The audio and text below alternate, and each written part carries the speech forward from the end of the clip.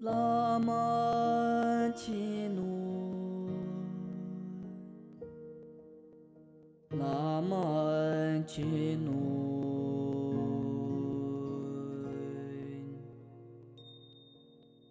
真见则为，拉玛奇努。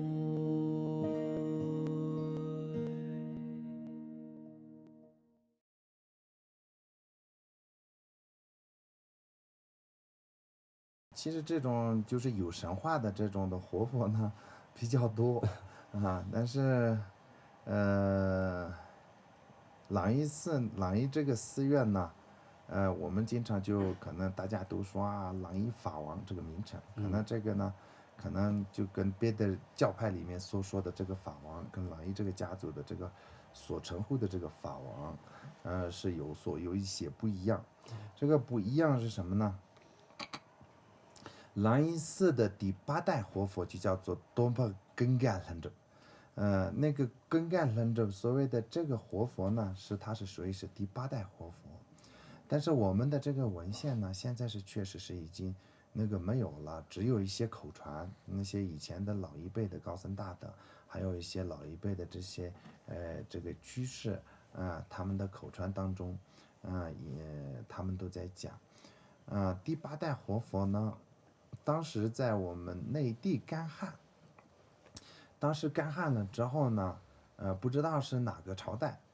说是那个朝代的这个皇上邀请，藏区也好，或者是就是整个所有的地方的邀请这些高僧大德，谁能敲到雨，就是我就对他一些赐奉。这样了之后，当时邀请的时候，正好是朗伊寺的第8代活佛就邀请到了。邀请了之后呢，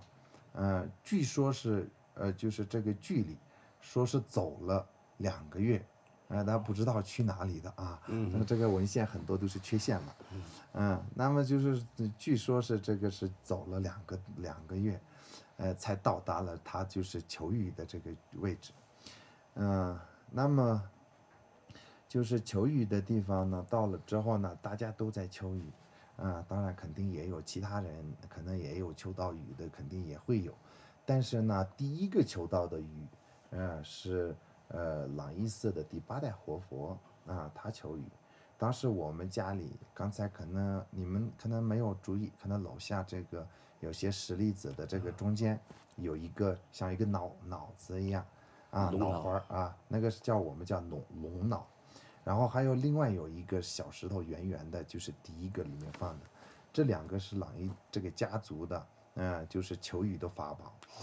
要求雨的时候需要用这2个来求雨，这个是神圣的，那么这样的话，当时也是这个活佛呢带着这两个就是这个法宝，然后打到就内地去求雨，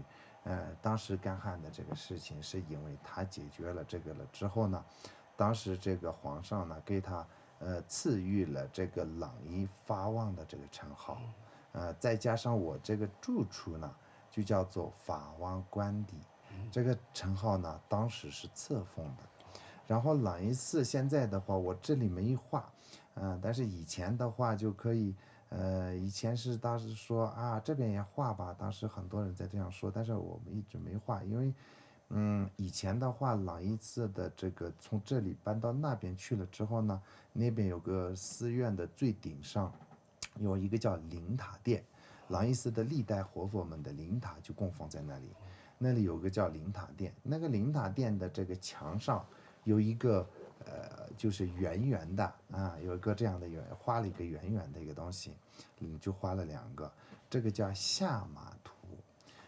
这个是这个图案也是当时赐奉当中其中之一。这个下马是什么意思呢？比如说谁看见这个图案，必须要下马。以前是这个马，以前的工具只有骑马的来走，所以这个图案的名字也叫下马图。这个图案呢，当时也就是说，当时这个皇上赐予的一个图案，这个图案的名字就叫做下马图。然后，再加上当时赐予了一个宝伞，这个伞呢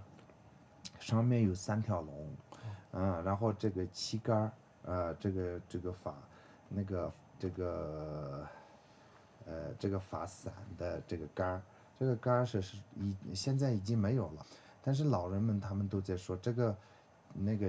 宝伞是蓝色的，说是因为当时给这个伞的原因呢，给蓝色的伞的原因是，因为当时求雨的时候，这个活佛能指天，所以就给予他这个蓝色的伞，